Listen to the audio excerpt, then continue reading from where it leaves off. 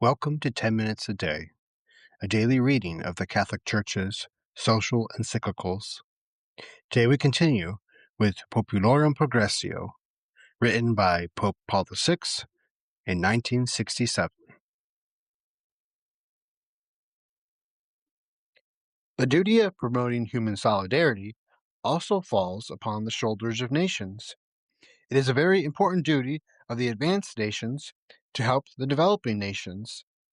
This conciliar teaching must be implemented. While it is proper that a nation be the first to enjoy the God-given fruits of its own labor, no nation may dare to hoard its riches for its own use alone. Each and every nation must produce more and better goods and products so that all its citizens may live truly human lives and so it may contribute to the common development of the human race. Considering the mounting indigence of less developed countries, it is only fitting that a prosperous nation set aside some of the goods it has produced in order to alleviate their needs, that it train educators, engineers, technicians, and scholars who will contribute their knowledge and their skill to these less fortunate countries. We must repeat that the superfluous goods of the wealthier nations ought to be placed at the disposal of poorer nations. The rule, by virtue of which in times past those nearest to us were to be helped in time of need, applies today to all the needy throughout the world, and the prospering peoples will be the first to benefit from this. Continuing avarice on their part will arouse the judgment of God and the wrath of the poor, with consequences no one can foresee. If prosperous nations continue to be jealous of their own advantage alone, they will jeopardize their highest values, sacrificing the pursuit of excellence to the acquisition of possessions. We might well apply to them the parable of the rich man. His fields yielded an abundant harvest, and he did not know where to store it. But God said to him, "Fool, this very night your soul will be demanded from you." If these efforts are to be successful, they cannot be disparate and disorganized, nor should they vie with one another for the sake of power or prestige. The times call for coordinating planning of projects and programs, which are much more effective than occasional efforts promoted by individual goodwill. As we said above, studies must be made, goals must be defined, methods and means must be chosen, and the work of select men must be coordinated. Only then will present needs be met and future demands anticipated. Moreover, such planned programs do more than promote economic and social progress. They give force and meaning to the work undertaken, put due order into human life, and thus enhance man's dignity and his capabilities. A further step must be taken. When we were at Bombay for the Eucharistic Congress, we asked world leaders to set aside part of their military expenditures for a world fund to relieve the needs of impoverished peoples. What is true for the immediate war against poverty is also true for the work of national development. Only a concerted effort on the part of all nations, embodied in and carried out by this World Fund, will stop these senseless rivalries and promote fruitful, friendly dialogue between nations. It's certainly all right to maintain bilateral and multilateral agreements. Through such agreements, ties of dependence and feelings of jealousy, holdovers from the era of colonialism, give way to friendly relationships of true solidarity that are based on juridical and political equality. But such agreements would be free of all suspicion if they were integrated into an overall policy of worldwide collaboration. The member nations who benefit from these agreements would have less reason for fear or mistrust.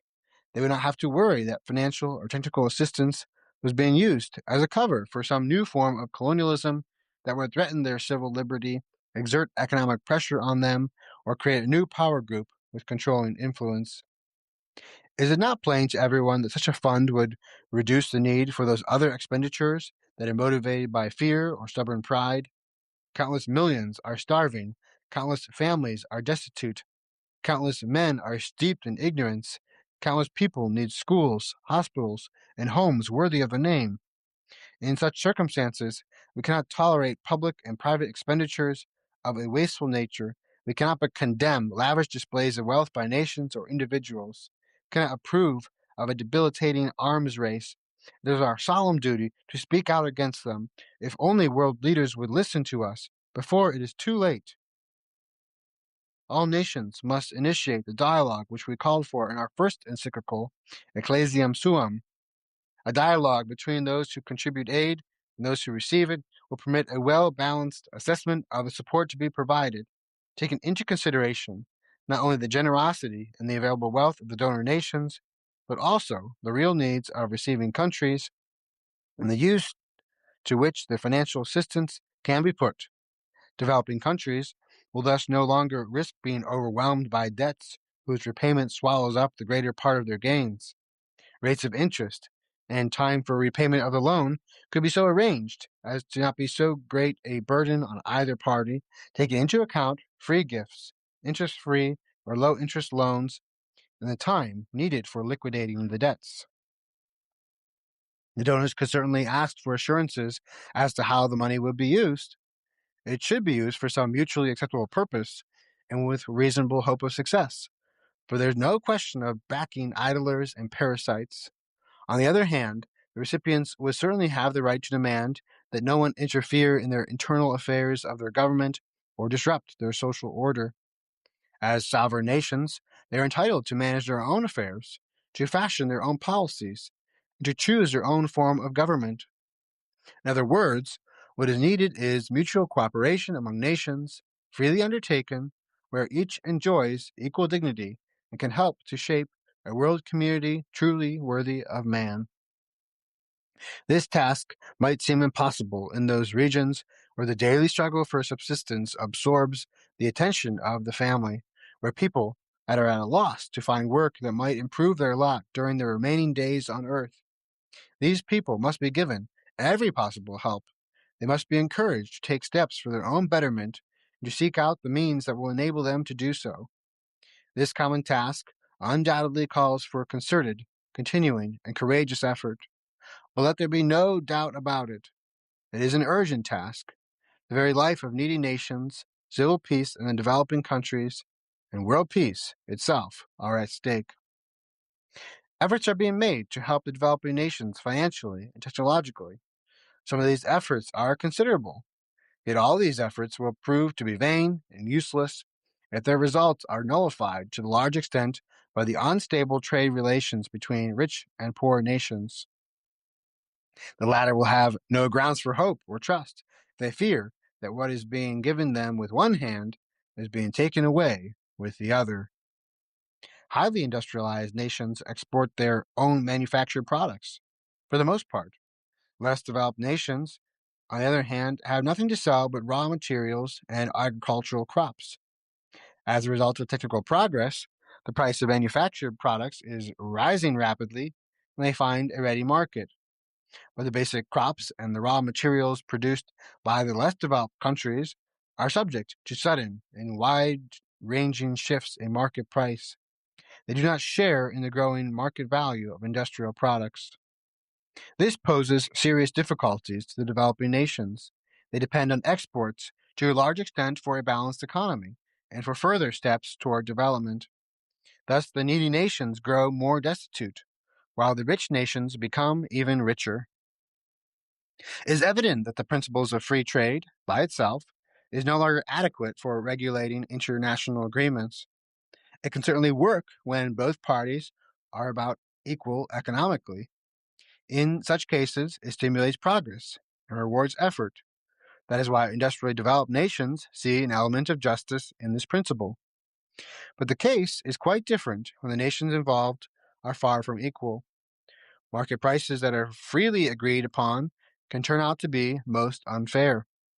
It must be avowed openly that in this case, the fundamental tenet of liberalism, as it is called, as the norm for market dealing, is open to serious question.